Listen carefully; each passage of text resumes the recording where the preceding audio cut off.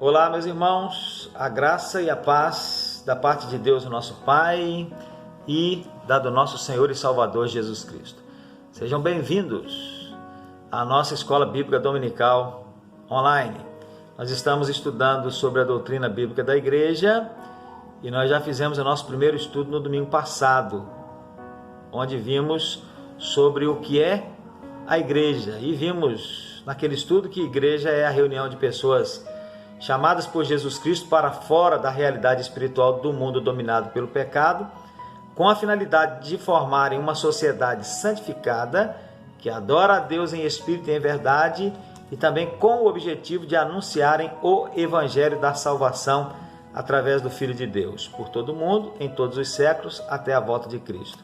Nós vimos que a igreja foi estabelecida pelo próprio Senhor Jesus Cristo, na pessoa do seu Espírito, que oficializou a fundação no dia de Pentecostes. E vimos que Jesus é o idealizador, é o dono e é aquele quem dirige a igreja.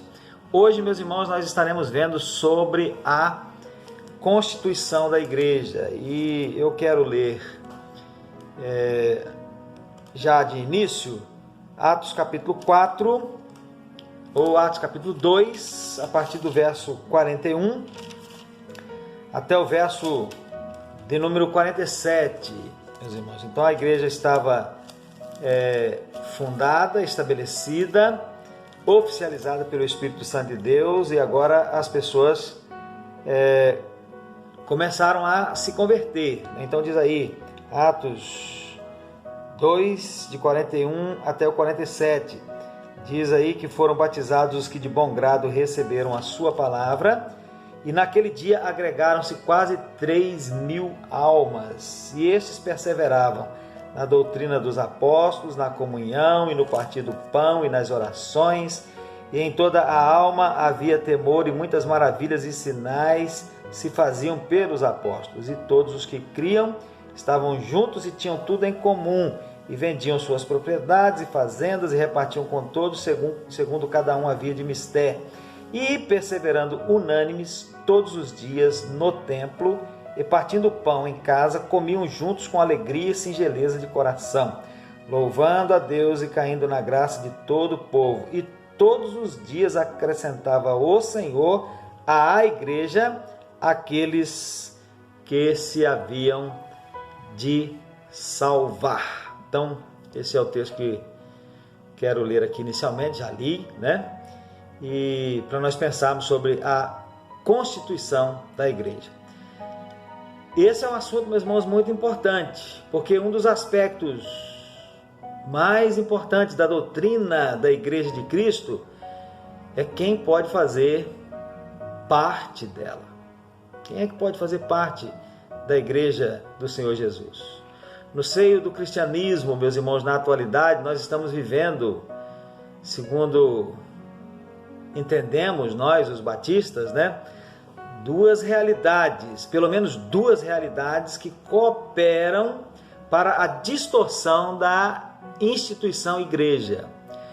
E a primeira realidade é a realidade de denominações que existem e que batizam criancinhas, recém-nascidos ainda, incorporando-os às igrejas, então formando uma igreja de pessoas ou incorporando pessoas, né? Não apenas pessoas assim, mas com pessoas pequeninas ainda na idade e na compreensão, que não tem uma capacidade de voluntariamente se unirem à igreja. Então elas têm que ser unidas. Então há denominações que batizam criancinhas, incorporando-as à igreja. Esta é uma realidade, né? E a outra realidade é que há denominações que atraem multidões e vão batizando todas as pessoas sem o cuidado de examinar se essas pessoas são realmente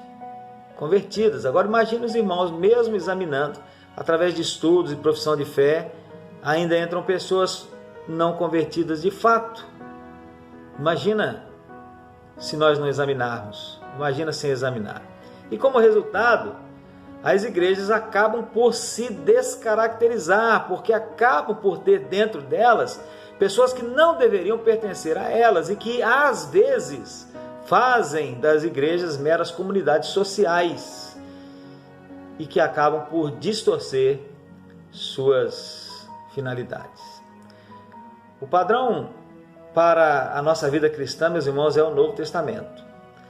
Se nós queremos saber, então, quem pode se tornar um participante de uma igreja e a maneira pela qual isso acontece, nós precisamos buscar nele, no Novo Testamento, os ensinamentos e precisamos colocá-los em prática. Isso é imprescindível se queremos realmente uma igreja e se queremos viver como igreja de fato. É pelo Novo Testamento que saberemos como uma verdadeira igreja de Cristo é constituída ou deve ser constituída. E como é que a igreja de Cristo deve ser constituída? A resposta é simples. A igreja de Cristo deve ser constituída de discípulos de Cristo. Discípulos de Cristo. Uma das ordens deixadas por Jesus antes da sua ascensão ao céu foi que a igreja estivesse fazendo discípulos. No dia de Pentecostes, a igreja reunida se constituía de discípulos. E o próprio Jesus, durante o seu ministério, se dedicou a fazer discípulos. Então a igreja de Cristo deve ser constituída por discípulos de Cristo. Mas quem são os discípulos? Quais são algumas das características que devem existir para que alguém possa ser considerado um discípulo de Cristo? Hoje nós vamos ver algumas dessas características, Porque nós estamos vendo sobre a constituição da Igreja de Cristo, e a Igreja de Cristo deve ser constituída por discípulos de Cristo. Então, quais são algumas características que devem existir para que alguém possa ser considerado um discípulo de Cristo? Vamos ver isso, E se percebermos que alguma ainda nos falta, não é para ficarmos desanimados e desistirmos, é para nós nos adequarmos. Então, quais são algumas dessas características? Quem são, de fato, discípulos de Cristo? Em primeiro lugar, meus irmãos, discípulos de Cristo são os que atenderam ao seu chamado. Discípulos de Cristo são os que atenderam, voluntária e conscientemente atenderam ao seu chamado. Jesus, meus irmãos, convidava as pessoas a crerem nele e a segui-lo. Em nenhum momento nós vemos Jesus obrigando ou coagindo alguém a segui-lo, a ser seu discípulo. Interessante, meus irmãos, que até mesmo o, entre aspas, mancebo de qualidade, o jovem rico, cuja história está narrada em Marcos 10, 17 a 22, jovem esse que foi objeto da afeição de Jesus, mas que por uma razão não aceitou o convite de Jesus para segui-lo, para ser seu discípulo. Até mesmo com esse jovem, Jesus não exerceu coação, mesmo nutrindo afeição por ele, não exerceu coação, não o coagiu para que ele o seguisse. Jesus deixou que ele se fosse. Por quê? Porque não há como ser discípulo de Cristo sem renúncia. E ele não queria fazer isso. O próprio eu precisa ser renunciado.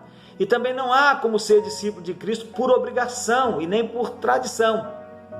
E se não se é discípulo de Cristo voluntariamente por atender ao seu chamado, então também não tem como ser parte de verdade da Igreja de Cristo. Por isso, o mancebo de qualidade se foi e Jesus não o impediu. Ele não podia fazer parte, porque não quis atender voluntariamente e conscientemente o chamado de Jesus, chamado esse que implica em muitas renúncias, dentre elas a renúncia do próprio eu. Então, primeiro, discípulos de Cristo são os que voluntária e conscientemente atenderam ao seu chamado, ao seu convite para ir a Ele, para ser seu seguidor.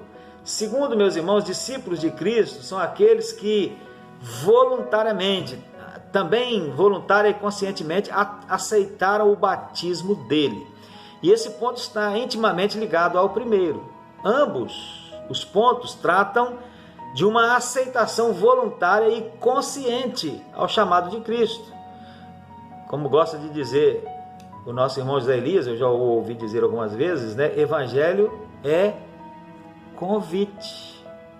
Evangelho não é imposição, evangelho é convite. Agora, se assim o é, se uma pessoa, para ser discípulo de Cristo, quanto ao chamado, tem que atendê-lo voluntária e conscientemente, e quanto ao batismo, tem que aceitá-lo da mesma forma, o que dizer então, meus irmãos, do batismo de crianças ainda em idade em que não são capazes de uma decisão consciente? E também o que dizer das ocasiões na história da igreja em que as pessoas foram forçadas a se tornarem cristãs e a serem batizadas? O que dizer? Só nos resta dizer que é um erro muito grande, né?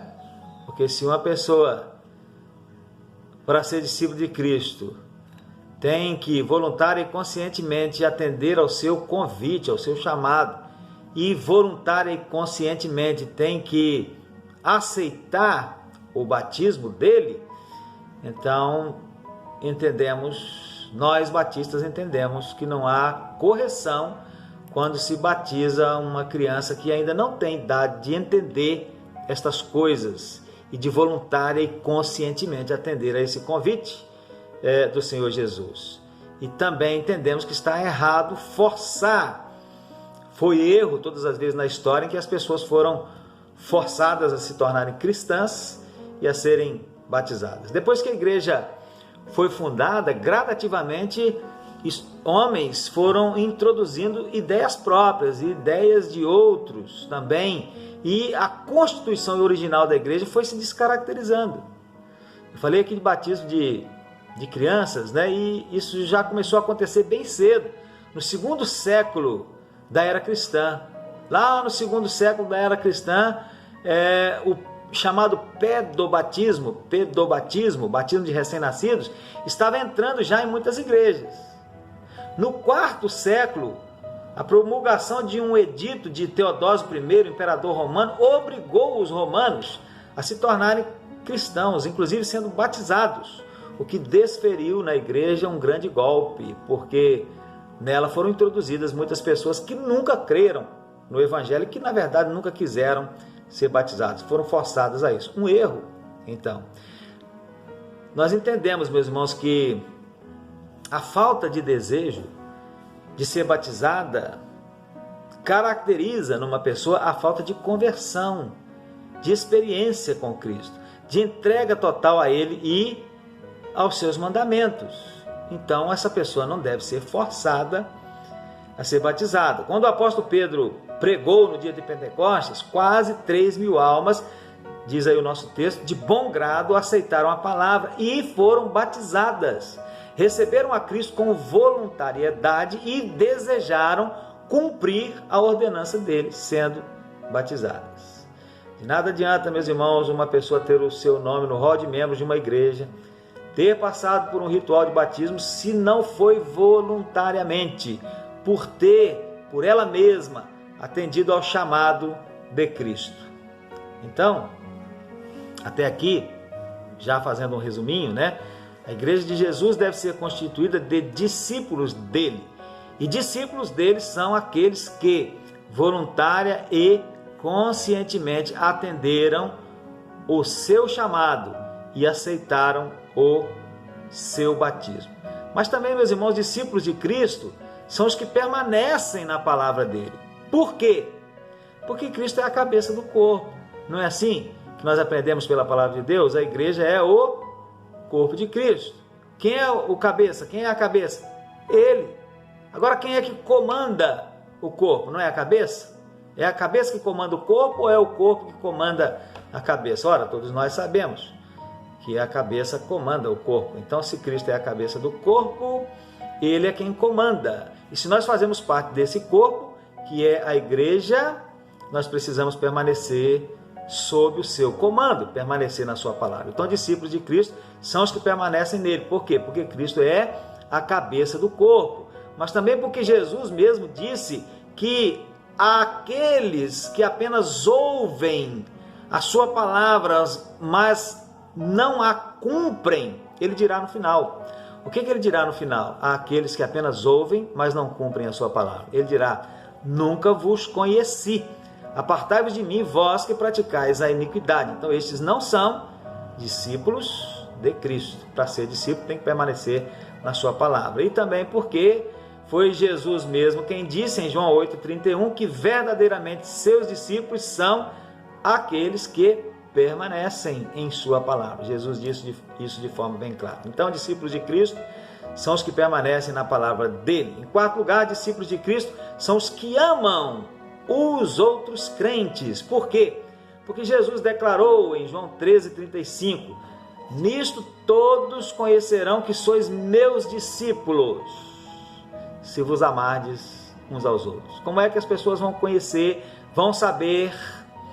Qual é a prova que vocês vão dar de que vocês são discípulos de Cristo? A prova é amar uns aos outros. As pessoas conhecerão que sois meus discípulos se vos amardes uns aos outros. Então, discípulos de Cristo são os que amam aos outros crentes. E, em quinto lugar, discípulos de Cristo, meus irmãos, são aqueles que produzem fruto. Veja aí, está muito claro para nós no capítulo 15 do Evangelho de João. Vou ler aqui para os irmãos os versos 1 a 8 e depois o verso 16. Nos versos 1 a 8 nós lemos assim, Jesus dizendo: eu sou a videira verdadeira e meu Pai é o lavrador. Toda a vara em mim que não dá fruto, atira e limpa toda aquela que dá fruto, para que dê mais fruto. Vós já estáis limpos pela palavra que vos tenho falado. Está em mim e eu em vós. Como a vara de si mesma não pode dar fruto se não estiver na videira, assim também vós, se não estiverdes em mim. Eu sou a videira, vós as varas. Quem está em mim e eu nele, esse dá muito fruto, porque sem mim nada podeis fazer. Se alguém não estiver em mim, será lançado fora como a vara e secará, e os colhem e lançam no fogo e ardem. Se vós estiverdes em mim e as minhas palavras estiverem em vós, pedireis tudo o que quiserdes e vos será feito. Nisto é glorificado o meu Pai, que deis muito fruto, e assim sereis meus discípulos. Nisto é glorificado o meu Pai, que deis muito fruto. E assim, quer dizer, se derem muito fruto, sereis meus discípulos. E no verso 16, Jesus diz: não me escolhestes vós a mim, mas eu vos escolhi a vós e vos nomeei para que vades e deis fruto e o vosso fruto permaneça, a fim de que tudo quanto em meu nome pedides ao Pai, Ele vô-lo conceda. Então, discípulos de Cristo são aqueles que produzem fruto, pelo menos se esforçam, para produzir fruto. Então, a igreja de Jesus deve ser constituída de discípulos. E discípulos são pessoas que voluntária e conscientemente atenderam ao seu chamado, ao chamado de Jesus, aceitaram o seu batismo, permanecem em sua palavra, amam uns aos outros e produzem frutos. Então, esses são os discípulos. E são esses que verdadeiramente constituem a igreja de Cristo. Deve constituir a igreja de Cristo aqueles que são discípulos. Pessoas que voluntária e conscientemente atenderam ao seu chamado, aceitaram seu batismo, permanecem em sua palavra, amam uns aos outros e se esforçam por produzir frutos. Os irmãos têm alguma dúvida sobre isso? Tem alguma pergunta? Ou de repente até algum comentário que contribua com a lição? Eu sei que nesse formato você não tem como fazer uma pergunta agora, de imediato, expressar a sua dúvida, fazer um comentário, mas se você quiser fazer uma pergunta ou algum comentário para mim, você pode me enviar através do meu e-mail, que vou estar inserindo aí abaixo no vídeo, prvalmir@hotmail.com. Que Deus abençoe a sua vida e que o Espírito de Deus possa fazer a você e a mim entendermos a sua palavra e entendermos qual é a vontade do Senhor. Amém.